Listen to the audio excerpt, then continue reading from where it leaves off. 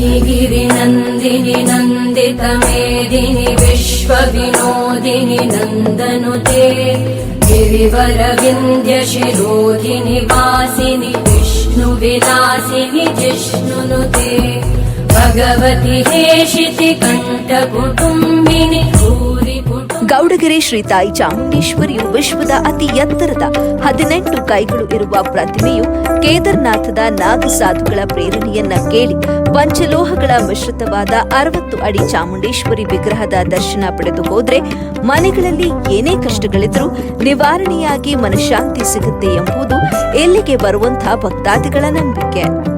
ಆದ್ದರಿಂದಲೇ ಇಲ್ಲಿಗೆ ಸಾವಿರಾರು ಭಕ್ತಾದಿಗಳು ಪ್ರತಿನಿತ್ಯ ಬಂದು ತಾಯಿ ಚಾಮುಂಡೇಶ್ವರಿಯ ದರ್ಶನ ಪಡೆದುಕೊಂಡು ಹೋಗ್ತಾರೆ.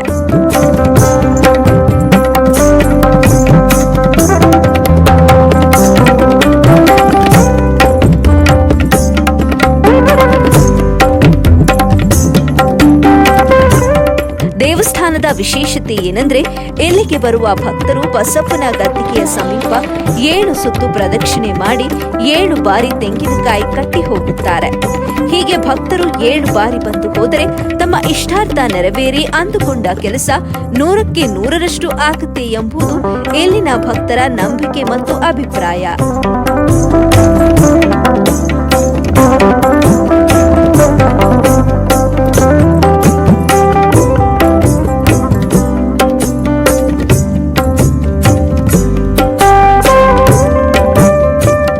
ದೇವಸ್ಥಾನದ ಮತ್ತೊಂದು ವಿಶೇಷತೆ ಏನಂದ್ರೆ ಬಸಪ್ಪನ ಬಳಿ ತೀರ್ಥ ಸ್ನಾನ ಮಾಡಿದ್ರೆ ಏನೇ ಕೆಟ್ಟ ಶಕ್ತಿ ಮೈಮೇಲೆ ಇದ್ದರೂ ಏನೇ ಕಾಯಿಲೆ ಇದ್ದರೂ ನಿವಾರಣೆಯಾಗುತ್ತೆ ಎಂಬ ವಾಡಿಕೆ ಇದೆ ಮತ್ತು ಇದಲ್ಲದೆ ವಾಹನಗಳನ್ನ ಕೂಡ ಇಲ್ಲಿ ಪೂಜೆ ಮಾಡಿಕೊಡುತ್ತಾರೆ.